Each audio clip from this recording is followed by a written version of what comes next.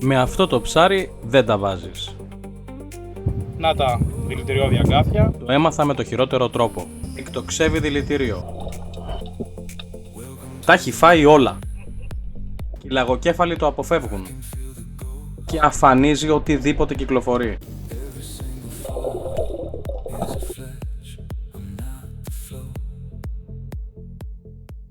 Σήμερα, παιδιά, θα δούμε ακόμα ένα βίντεο με ένα ξενικό είδος. Και όχι, δεν ήρθε για διακοπές στη Μεσόγειο. Η σημερινή ιστορία διαδραματίζεται σε ένα βυθό που μοιάζει σχεδόν νεκρός. Γιατί ο νέος κάτοικος της περιοχής φρόντισε να φέρει μαζί του για την καταστροφή. Όπως βλέπετε, δεν κυκλοφορεί τίποτα. Δεν υπάρχει λέπη. Κι όμως, μέσα σε αυτές τις ανήλιαγες στοές ζει ένα πολύ τρομακτικό ψάρι.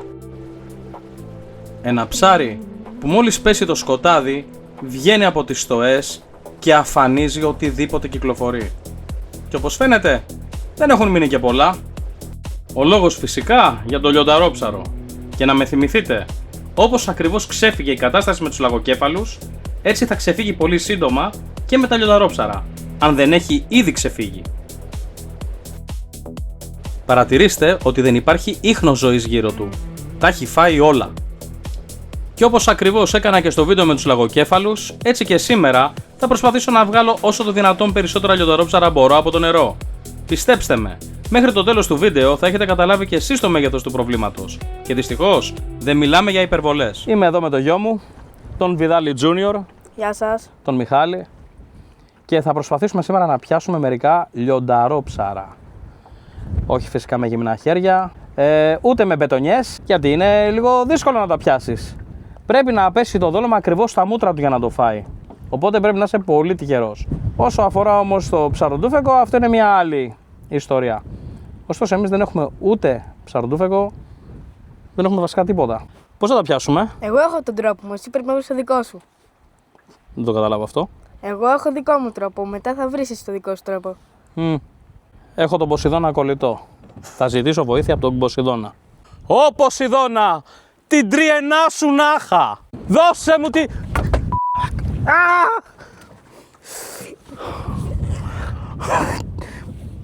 Τι είναι αυτό? Τι είναι αυτό? Σοβαρά τώρα? Σκούπα! Τριενό θέλω! Παρ' όλα αυτά, εγώ και με αυτό θα πιάσω λιονταρόψαρα. Θέλει απλά ένα μικρό tweak. Βουαλά! Ορίστε. Τριενούλα. Λαστιχάκι. Και πάμε να δούμε πώς θα πιάσουμε λιονταρόψαρα με το καμάκι χειρός. Και ο γιος μου ας τραβήξει τα αυτιά του. Ωραία, ένα εργαλείο. Θα τα σκουπίσω όλα με το σκουπόξυλο. Βιδάλη, μη ζηλεύεις. Κάτσε παίξεις με το σκουπόξυλο, εγώ θα παίξω με αυτό που είναι για πιο μάγκες μπρο. Γίναμε και μπρο τώρα. Τι είναι αυτό? Πού το βρήκες? Μυστικά αυτά. Ωραία, ένα ματσούκι. Αυτό είναι ωραίο να βαράμε και τη μαμά, Ο γιος μου θα χρησιμοποιήσει ένα καμάκι ταϊτής. Ένα εργαλείο που θέλει δεξιοτεχνία. Και εγώ σκουπόξυλο. Είναι ρε, καμάκι ταϊτής είναι. Να σου πω, αυτά τα κίτρινα πραγματάκια στις μύτες τα αφήνεις να ξέρεις, δεν τα βγάζεις. Μπα. Άστα σου λέω, τρυπάει καλύτερα έτσι. Πάμε να πιάσουμε με το γιο μου μερικά. Να τα απολαύσουμε, το έχουμε ξανακάνει στο παρελθόν και είναι πεντανόστιμα. Είναι σημαντικό να αναφέρουμε ότι τα αγκάθια του λιονταρόψαρου περιέχουν ένα πολύ ισχυρό δηλητήριο. Και δεν μιλάμε για ένα απλό ερεθισμό ή απλό τσίμπημα. Όσοι έχουν ζήσει αυτή την εμπειρία, συνήθως τη θυμούνται για μια ζωή.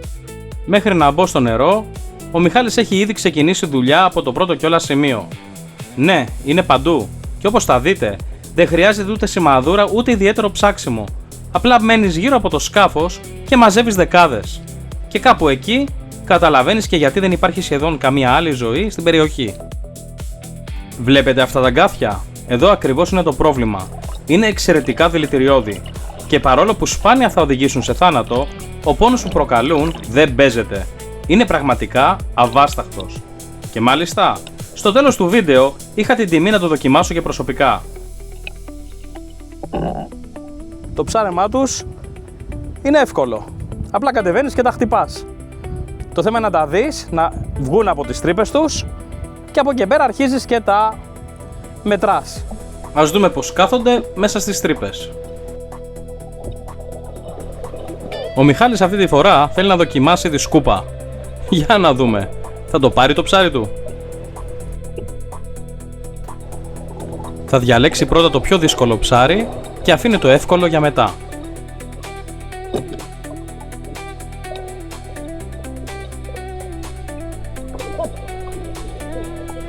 Ξανατονίζω, εποχή ζευγαρώματος. Έτσι είναι πιο εύκολο να τα εντοπίσεις και να απομακρύνεις μεγαλύτερους αριθμούς από το περιβάλλον. Το ότι είναι αυγωμένα βοηθάει την κατάσταση. Όλα αυτά τα αγκάθια είναι Παναγία βόηθα. Το ψάρι φαίνεται ότι δεν ανήκει στα νερά μας. Είναι τελείως εξωτικό.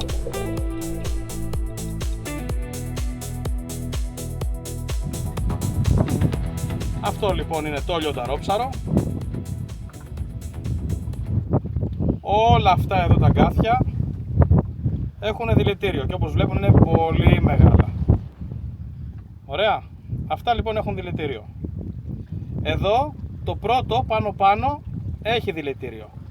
Εδώ πέρα δεν έχει. Εδώ δεν έχει. Εδώ δεν έχει. Αλλά αυτά τα δύο από εδώ κάτω έχουν. Ένα και ένα δύο. Και μετά τα πλαϊνά δεν έχουν. Εδώ όμως έχουν. Αυτό εδώ πέρα ας πούμε έχει. Καλού κακού προσέχουμε πάντα και τα κόβουμε όλα. Να τα δηλητηριώδη αγκάθια, πως είναι μέσα στις μεμβράνες τους. Κανένας δεν πρόκειται να το κρατάει έτσι το ψάρι, έτσι. Όταν ψοφήσει, μόνο όταν ψοφήσει, μπορούμε να το κρατάμε από το στόμα και να κόψουμε, όπως θα σας δείξω τώρα, τα αγκάθια. Τα αγκάθια κόβονται πολύ εύκολα με ένα απλό κουζινομάχαιρο. Θα κόψω ένα να δείτε. Παπ, τόσο εύκολο. Έτσι λοιπόν τα κόβουμε όλα μαζί και τα ξεφορτωνόμαστε μέσα στο νερό. Στη συνέχεια κόβουμε τα πλαϊνά και τα από κάτω. Δεν κάθομαστε να ξεχωρίσουμε ποια έχουν και ποια δεν έχουν. Τα κόβουμε όλα, να είμαστε σίγουροι. Και εδώ έχει.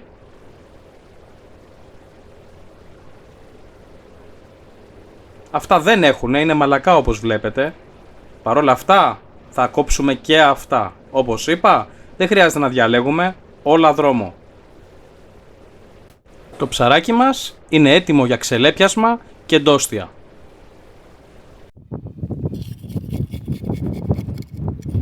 Φεύγουνε πανεύκολα τα λεπάκια, πανεύκολα. Δεν θέλει καθόλου σχεδόν τρίψιμο και με ένα απλό μαχαιράκι φεύγουνε.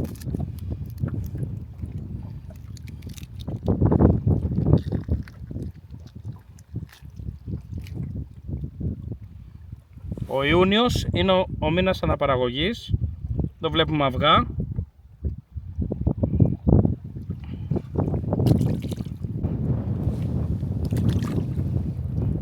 Και έτοιμο το ψαράκι μας. Για μια ακόμη φορά βρισκόμαστε στην θάλασσα, στην υπέροχη Μεσσηνία, και μετά το βιντεάκι που έκανα από τους λαγοκέφαλους, καιρός είναι να σας τρομοκρατήσω λίγο ακόμα. Φυσικά αστιεύομαι έτσι με το τρομοκρατήσω, γιατί γενικά για γέλια είναι τα πράγματα. Υπάρχει σοβαρότητα σίγουρα, δεν κινδυνεύει όμως κανείς όταν κάνει το μπάνιο του, έτσι. Εκτός φυσικά, κάνετε μακροβούτια και πηγαίνετε και χώνεστε μέσα στα βράχια σαν τα καβούρια. Όπως βλέπουμε είναι πολύ εύκολο να τα πιάσεις. Κατεβαίνεις, τους τη ρίχνεις, ανεβαίνεις. Τα βάζεις σε ένα κουβά, τα μαζεύεις. Μαζεύεις όσα χρειάζεσαι. Τώρα δεν ξέρω τι παίζει όσο αφορά εδώ πέρα. Εδώ το κράτος πρέπει να επέμβει, γιατί υπάρχει νομικά το όριο αλίας. Το κράτος σου λέει μέχρι 5 κιλά αλλιεύματα ανά ημέρα. Άμα επικηρυχτούν αυτά τα είδη, θα μπορείς να πιάνεις εννοείται παραπάνω. Αλλά μέχρι και τώρα, δεν ξέρω κατά πόσο έχει εγκριθεί, νομίζω ότι εγκρίθηκε το επικήρυγμα του λαγόψαρου. Ουσιαστικά πριν, αν έπιανες πάνω από 5 κιλά, ήσουν θεωρητικά παράνομος. Βέβαια, αν ερχόταν το λιμενικό και σε έγραφε, εντάξει, στο χέρι του λιμενικού είναι, αλλά δεν φαντάζομαι ότι κάποιος τώρα θα σε γράψει που καθαρίζει τον τόπο, ας πούμε. Αλλά θεωρητικά, αν ήθελε να σε γράψει, σε έγραφε. Για τα λιονταρόψαρα που δεν έχουν επικηρυχθεί, προφανώς θα πρέπει να σταματάμε στα 5 κιλά μέχρι να υπάρξει κάποια ανακοίνωση επίσημη ότι μπορείς να πιάνεις παραπάνω. Εμείς σήμερα θα πιάσουμε γύρω στα 5 κιλά. Τι λες? Ναι, αυτό. Αυτό? 5 παραπάνω? Όχι, 5. 5? Ναι. Και πώς θα τα ζυγίσουμε? Με το μάτι. Με το μάτι. Έτσι ακριβώς. Είναι γιος μου αυτός. Αποστομωτική απάντηση. Πάμε να συνεχίσουμε λοιπόν. Κατεβαίνουμε μαζί, εγώ και ο Μιχάλης, σε ένα βυθό που στην πρώτη εικόνα δείχνει σχεδόν φυσιολογικός. Όμως όσο μένεις εκεί, καταλαβαίνεις την αλήθεια. Δεν είναι ένας πλούσιος βυθός. Είναι ένας βυθός μονοθεματικός. Και δυστυχώς, το πλούσιο εδώ αφορά μόνο ένα είδος.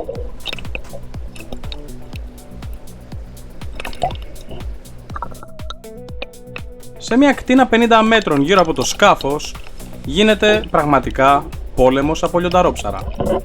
Πολύ δειλά κάποια ψάρια αρχίζουν να το τρώνε. Για η ροφή το τρώνε, οι συναγρίδες το τρώνε, οτιδήποτε τρώει με λίγα λόγια σκορπίνες, τρώει και τα λιονταρόψαρα.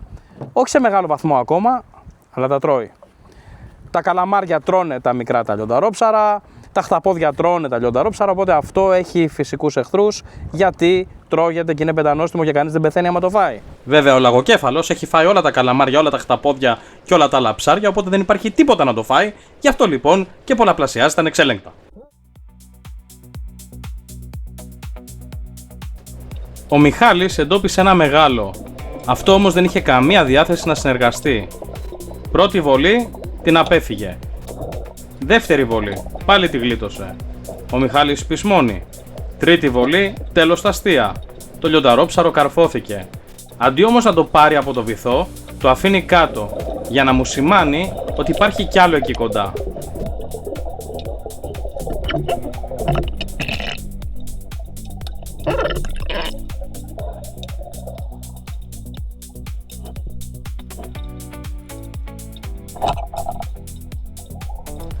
Όπως βλέπετε, υπάρχει πρόβλημα.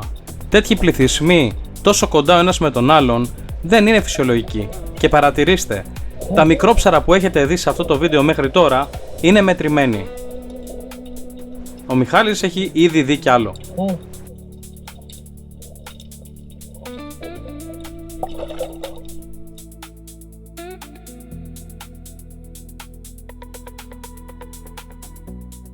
Όπως θα διαχειριζόσασταν μία σκορπίνα, έτσι θα διαχειριστείτε και αυτό το υπέροχο ψάρι. Είναι τόσο απλό. Και όπως θα μαγειρεύατε μία σκορπίνα, θα το μαγειρέψετε αυτό το υπέροχο ψάρι. Όπως οι καλοφαγάδες γνωρίζουν, η σκορπίνα ναι, κάνει πολύ ωραία σούπα, αλλά είναι αμαρτία, γιατί αν τη φας τα κάρβουνα, θα σου πέσουν τα σαγόνια.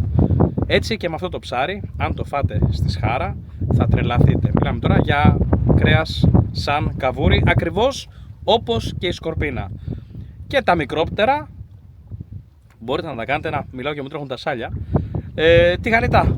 Είναι καταπληκτικά, πραγματικά είναι καταπληκτικά.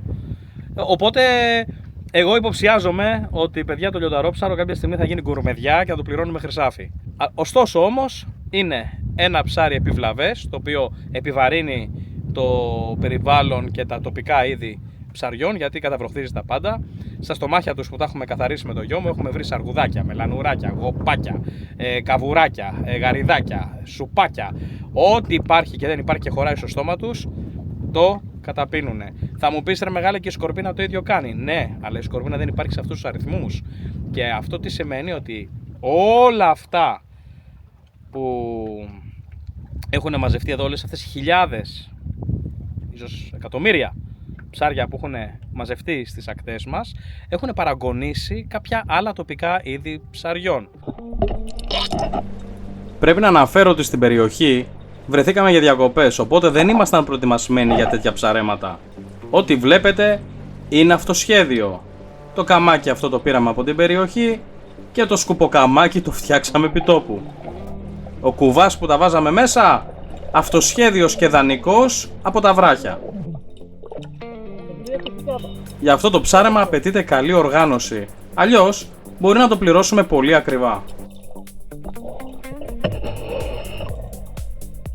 Την επόμενη φορά θα έχουμε και 2 σωστά καμάκια και σωστό ειδικό κουβά για λιονταρόψαρα που το βάζεις μέσα και όπως τραβάς το καμάκι μένει για πάντα μέσα, μακριά από το σώμα σου.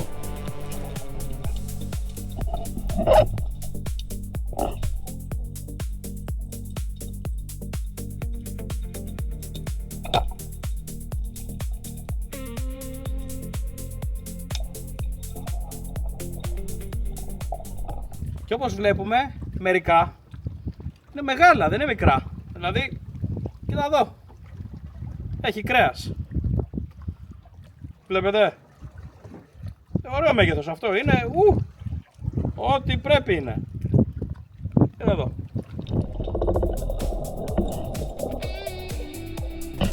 Μπορεί κάποιοι να αναρωτιούνται γιατί έχω το γιο μου να ψαρεύει τόσο επικίνδυνα ψάρια. Δεν έχω μια εύκολη απάντηση. Φυσικά, άμα ήταν θανατηφόρα, δεν υπήρχε καμία περίπτωση να ήταν εδώ μαζί μου. Απλά προσπαθώ να τον μεγαλώσω όπως μεγάλωσα κι εγώ. Να είναι υπεύθυνος, μετρημένος, αγωνιστής και ανεξάρτητος. Του εξήγησα ξεκάθαρα τους κινδύνους και τον άφησα ελεύθερο να τους αντιμετωπίσει. Και για να είμαι ειλικρινής, τα πήγε περίφημα. Άλλωστε, αυτές τις στιγμές μαζί του είναι ανεκτήμητες και δεν θα άλλαζα τίποτα από τη σημερινή μέρα. Ούτε καν το τσίμπημα που ακολούθησε λίγα λεπτά μετά.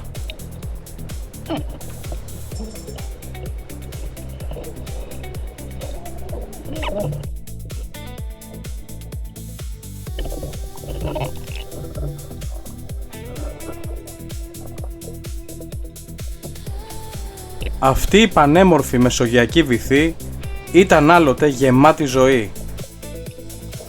Τώρα πασχίζεις να εντοπίσεις ντόπια ψάρια.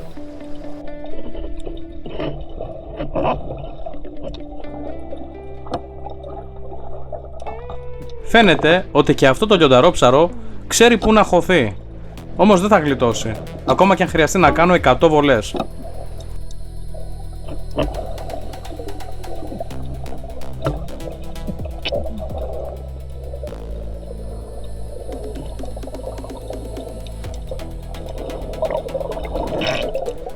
Κάθε βουτιά, μα κάθε βουτιά έρχεται με ένα ή και 2 λιονταρόψαρα.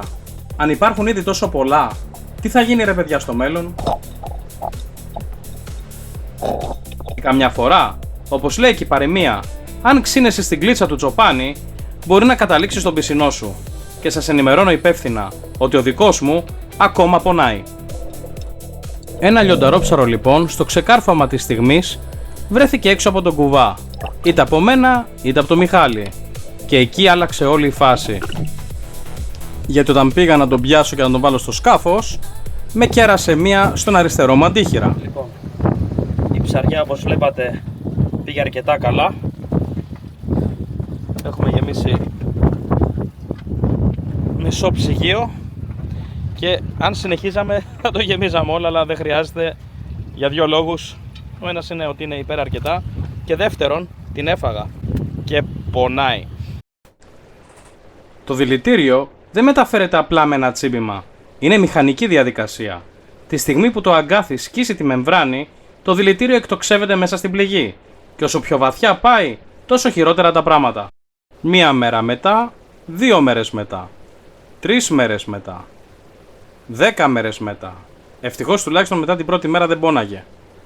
Όποιος έχει φάει σφυρί πάνω στον αντίχειρα, γιατί στον αντίχειρα την έφαγα, θα καταλάβει πόσο πονάει αυτό ακριβώς.